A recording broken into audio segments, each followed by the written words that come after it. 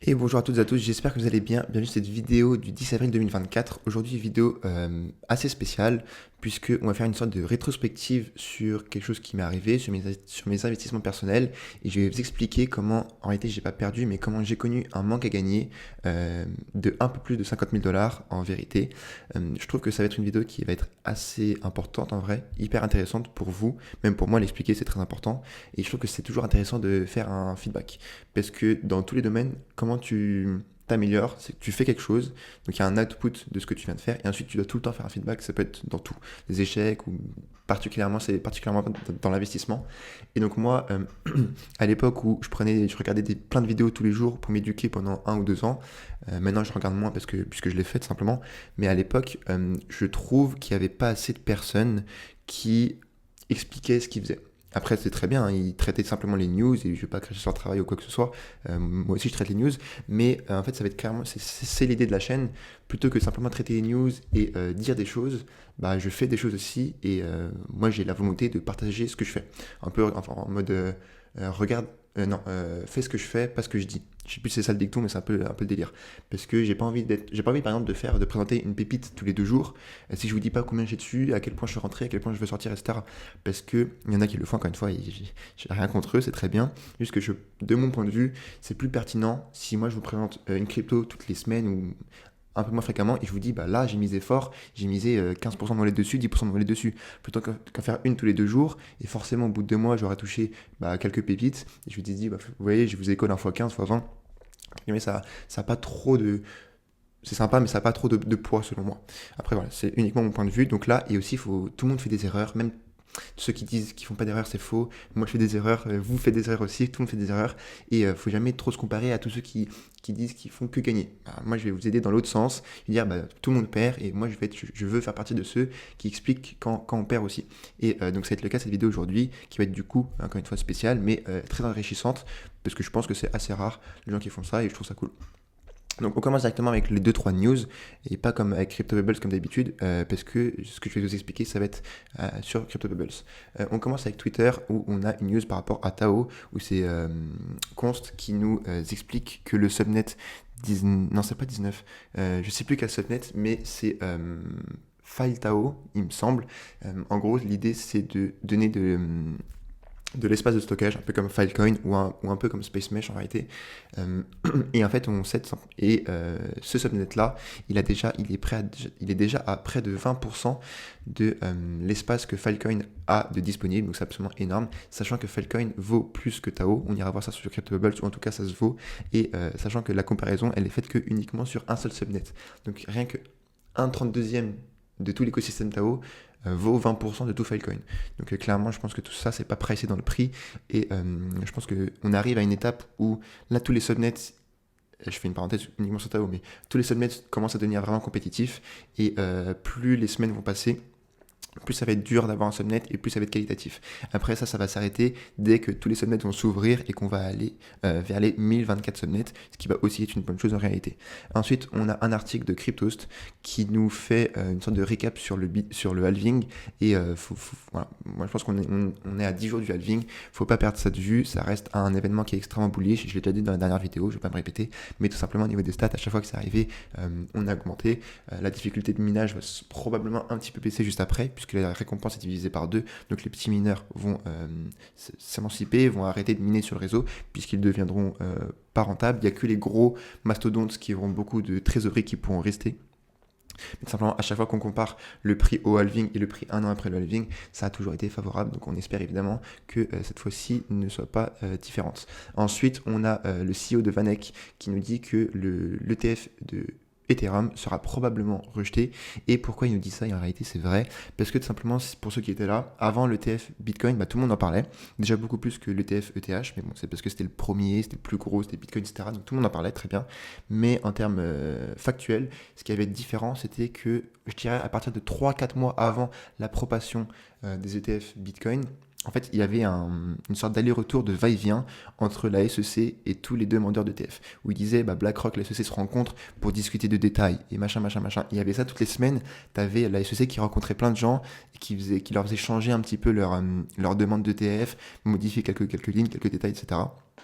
Et ça, en fait, selon des connaisseurs d'ETF, c'est primordial à l'acceptation d'un ETF. Et malheureusement, là, on est à avril-mai, on est à un mois et demi, je pense, de la deadline finale de l'ETF ETH. Et pour l'instant, on a eu zéro va-et-vient. Donc, alors que pour le BTC, on en avait déjà eu. Donc, rien que pour ça, c'est assez mauvais signe selon cet analyste. Je suis plutôt d'accord. Maintenant, voici la map Crypto Bubbles où on voit que c'est majoritairement dans le rouge, mis à part deux projets qui sont extrêmement résilients, on va dire. On a Tao. Alors, je vais regarder Falcon juste pour comparer. Tao, on est à 4 milliards. Et Falcon, on est à 4,5 milliards de dollars de market cap. Donc, comme je vous avais dit, Falcon est plus capitalisé que Tao, ce qui est assez étrange selon moi, évidemment. Rien que de par l'exemple que je vous ai sorti tout à l'heure. Donc, on a Tao qui résiste plutôt bien. C'est la seule crypto IA à surperformer pour l'instant, le BTC. Mais bon, après, je ne vais pas créer l'éditeur tout de suite, ce serait triché, parce que ça fait 2 semaines qu'ils sous-performent les autres crypto IA. Donc, chacun son moment, il n'y a rien de particulier. Et là, on s'attaque au vif de la vidéo, où j'ai eu un manque à gagner. C'était sur CKB. Et c'est archi intéressant de vous partager cette expérience. Donc CKB qui vaut 1,5 milliard. Moi, j'ai vendu aux alentours des 100 millions de market cap. Donc en gros, j'ai arrêté un x15, x10, x15, plus proche de x15 quand même. Et sur l'année, c'était une performance incroyable. En fait, on a une période d'accumulation de dingue. Et ensuite, on a explosé. Et moi, je les avais depuis un an, mes CKB, et j'en avais pour 7000 dollars. Entre 6500 et 7000 dollars, ça aussi, un petit peu, j'en ai vendu, racheté. Mais au moment de ma dernière vente, j'en ai vendu pour entre 6500 et 7000 dollars avant de faire 1 x 15. Donc, on va dire que j'en avais, on va dire 7000 dollars, 75, 84 000. Donc, en réalité, j'ai eu un manque à gagner de plus de 80 000 dollars. C'est énormissime. Donc en fait je vais vous passer ça tout de suite parce que c'est le titre de la vidéo. Donc voilà, donc en gros c'est fait. J'ai eu ce manque à gagner de 84 000 dollars. Je ne l'avais pas calculé parce que ça fait pas mal de temps qu'il pump. Je l'ai calculé il y a quelques jours. Je savais que j'avais perdu pas mal d'argent, mais je n'avais pas calculé exactement combien. Et donc quand j'ai calculé, je me suis rendu compte, je me suis dit ah oui putain, c'est quand même beaucoup d'argent. Alors juste pour mettre un petit peu de contexte, 84 000 dollars c'est beaucoup d'argent. Pour tout le monde évidemment, mais donc pour moi aussi. Il y en a pour qui ce serait pas grand chose. Je pense à Sadek qui dit que pour lui 10 000 dollars c'est un grec, pour moi 10 000 dollars c'est pas un grec, et 84 000 encore moins du coup. Donc forcément ça m'impacte. Tout ça pour vous dire que voilà, c'est pas une miette de pain, c'est comme une grosse partie de mon bag, etc. Et ça change la gueule de mon bag. Donc ça impacte forcément. Il y a 1 ou 2 jours où j'étais putain, ça fait quand même beaucoup d'argent. Mais maintenant, restons factuels, ce qui est fait est fait. Donc maintenant que je dépense de l'énergie à maîtriser sur mon sort ou pas, ça ne change rien à l'output, à ce qui se passe. Du coup, ça sert à rien que je m'attriste ou quoi que ce soit. Ce qui est important de faire maintenant, c'est de regarder quelle était la décision, est-ce qu'elle était bonne et est-ce qu'elle était mauvaise et pourquoi est-ce que je l'ai prise, etc. Donc pour faire ça avec vous, je vais vous l'expliquer. Donc j'ai vendu aux alentours d'ici. Exactement, c'était octobre, novembre. J'ai vendu la moitié ici et la moitié ici. Donc j'ai un prix moyen de vente un petit peu en dessous des 0,03. Et du coup, j'avais 7000 dollars à cette valorisation ici. Pourquoi est-ce que j'avais vendu à cette époque-là? Parce que pour moi, c'est important qu'une crypto soit dynamique. Et de 1. Et de 2, c'était le moment où pas mal d'altcoins pumpaient. Ici, je ne sais pas si vous vous souvenez, mais octobre, novembre, décembre, c'était là où pas mal d'altcoins avaient monté, etc. Et là, on voit que CKB n'avait absolument pas bougé. Donc ça, pour moi, c'était plutôt mauvais signe de 1. Et de 2, en réalité, ma conviction n'était pas extrêmement forte sur CKB. C'était une conviction qui était normale, mais pas extrêmement forte. Pourquoi? Parce que c'est une thématique qui, moi, oui, ça me parle, mais c'est pas non plus la thématique sur laquelle je me renseigne le plus et dans laquelle je suis plus bullish, de 1. Et de 2, j'ai moins dig ce projet que d'autres projets, typiquement Tao, Cubic, même Caspa ou quelques autres projets qui sont en tête de portefeuille. Et celui-là, à l'époque, il était déjà pas en tête de portefeuille. De 2. Et donc de 3, est-ce que ma décision était bonne ou pas? Et c'est ça qui est important, parce que moi, comment je vois l'investissement, c'est un peu comme dans le poker. Il ne faut pas que votre feedback, il soit, je suis désolé pour l'anglicisme, mais result oriented.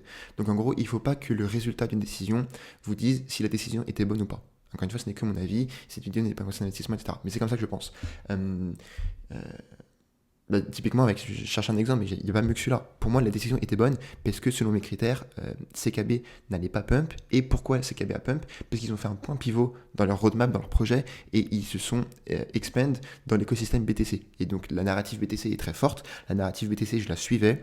Et tout l'écosystème BTC, la DeFi BTC, les ordinals, etc., moi, c'est quelque chose que je suis. Et du jour au lendemain, en janvier, ils ont switché, ils ont pivoté, c'est le mot, sur cette narrative-là. Et donc là, c'est impossible de pricer ça, à moins d'être un insider, chose que je ne suis pas. Et du coup, impossible de prévoir cette énorme montée-là. Et je pense que sans ce choix-là, sans ce choix fondamental de s'orienter vers la narrative Bitcoin, je pense pas du tout que CKB serait à ce prix-là, parce qu'en réalité, sans ça, ils n'ont pas tant de choses que ça de différents. Donc, en sachant que c'était impossible de pricer ça, est-ce que c'était une mauvaise décision de vendre ici, sachant que c'était pas dynamique, etc. Bah, je pense pas, parce que le fait qu'il s'oriente sur cette narrative-là, ça ne dépendait pas de moi, et c'était impossible à prévoir, tout simplement. Donc voilà comment est-ce que je pense, même si là, du coup, selon le résultat, ma décision était évidemment extrêmement mauvaise, mais ça dépendait pas de moi. C'est comme si demain Elon Musk, il dit ok, Cardano va to the moon, moi j'aime pas Cardano, bah, ma décision était, c'est pas parce que j'ai pas de Cardano que ma décision était mauvaise, tu vois. Donc un peu voilà comment est-ce que je pense. Selon moi, ma décision était pas mauvaise, je vais pas me répéter 15 fois, même si le résultat l'est. Et après, qu'est-ce que je voulais vous dire d'autre? Après, bon, l'argent que j'ai pris sur CKB, c'est dur de faire mieux parce qu'il a fait x15. Donc non, l'argent que j'ai placé autre part, il a pas fait mieux. J'ai pas perdu d'argent de part, mais clairement, j'aurais gagné plus en restant sur CKB. Du coup, qu'est-ce que j'en tire? J'en tire que, selon moi, mes critères étaient plutôt bons. Ma décision était plutôt bonne parce que j'ai attendu de voir si la crypto était dynamique, etc. Mais j'ai quand même bougé assez vite. Donc c'est-à-dire que pendant cette période-là où CKB a rien fait, bah, moi j'étais sur des cryptos qui étaient plus dynamiques à la hausse du coup, parce que c'était une période favorable. Cependant de deux. Je pense que du coup, c'est jamais bon quand même de vendre la totalité d'un bag. Et du coup, selon ça, j'ai appris, parce qu'il y a peu, j'ai voulu vendre un autre bag qui était Fideum. Mais du coup, depuis cette mauvaise décision, entre guillemets, bah, je pense que c'est jamais bon de vendre tout un bag. Et puisque dans le cas où ça pète et que t'as plus rien, bah, t'as un peu le seum, comme moi. Donc Fideum, j'ai gardé une bonne partie dans les 40-50% en ayant appris de mon expérience avec CKB. Et évidemment, en termes d'analyse technique très très rapide, est-ce que c'est un bon moment pour rentrer sur CKB? Absolument pas. Il fallait rentrer ici, évidemment. Mais encore une fois, c'était impossible à savoir selon moi, il n'y avait pas tout ce changement de narrative, etc.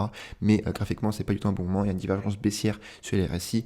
Ça peut continuer à monter, oui, mais est-ce que c'est un bon point de vente?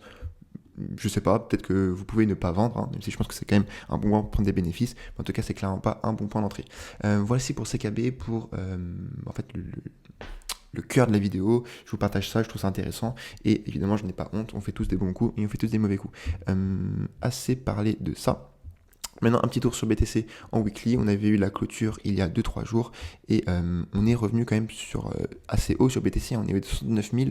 Le RSI, malheureusement, il n'a pas eu le temps de se reposer en weekly. Il faudrait vraiment continuer à faire ce que je disais dans mes dernières vidéos, mais une sorte de range. Pourquoi pas ici? Bon, je sais pas où elle est passée cette flèche, mais un range entre les 75 000 et les 60 000, pourquoi pas, et continuer comme ça pendant 2-3 mois. Et pour moi, ça semble plutôt probable dans le cas où on se base sur les derniers halvings. À chaque fois, dans les derniers halvings, on avait eu des moments de range comme ça, un petit peu de sell the news, où pendant 2-3 mois après le halving, c'était plutôt chiant sur le marché, puisque toutes les mains faibles vendaient, puisque du jour au lendemain, il ne se passe pas grand-chose grâce au halving. Deuxième graphique intéressant, c'est ETH BTC, que je vous ai passé durant les 2-3 dernières vidéos, où en fait, on a vu que la clôture, la bougie rouge juste avant la blanche, on avait clôturé au-dessus de notre support, donc ça c'était bon signe, hein, on n'avait pas fait un breakout à la baisse, et donc là on est sur deux gros supports pour ETH BTC, donc très probablement ETH va surperformer BTC durant les quelques prochaines semaines, jusqu'à breakout toute cette pattern là, et pourquoi pas guider la prochaine all season que tout le monde attend. Mais il faudra faire attention parce que, comme avec CKB, ce chart-là, ce graphe-là, il va être dépendant des news macro, des news dans la vie réelle, typiquement avec l'ETF. Et ça, un graphe, ça peut pas le pricer et ça peut pas le prévoir. Donc il faudra toujours faire attention. Et c'est pour ça que pour moi, l'analyse fondamentale est toujours bien supérieure à l'analyse technique. Encore une fois, CKB, c'était impossible de le savoir.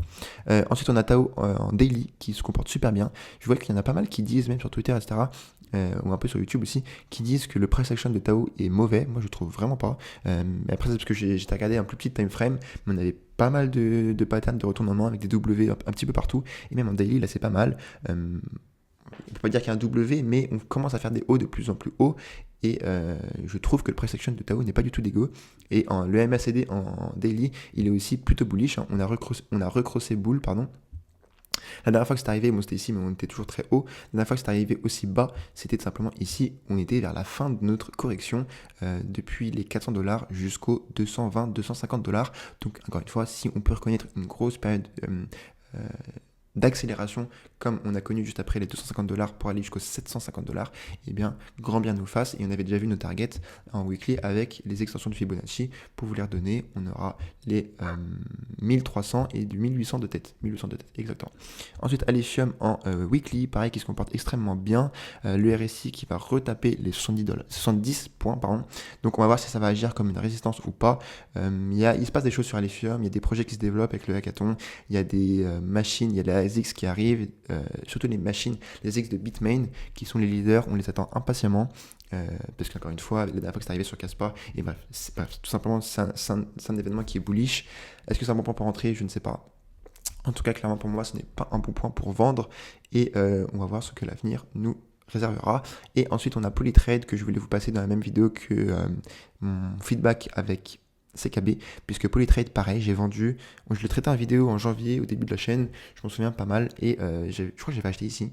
Janvier, exactement. Donc j'avais acheté ici, j'avais connu un plus 50%, c'était bien sympa. Et ensuite j'ai vendu quand on a commencé à breakout cette trendline, il me semble, donc juste après ici. Pourquoi? Parce que leur compte Twitter s'était fait ban 2-3 fois, leur communication était catastrophique. Et c'était archi concurrentiel comme secteur, c'est Reward Assets, Polytrade qui est une marketplace, etc. Et donc voilà, en gros, j'étais pas très confortable sur ce bag là. Et ensuite, donc celui-là aussi, il a pump. Il a pump encore une fois à cause d'une news macro, comme tous les Reward Assets en réalité, ça pump parce que BlackRock a annoncé qu'ils allaient se lancer dedans. Si BlackRock n'avait pas annoncé, ici on serait pas à 2,5, on serait à 1,5, c'est sûr.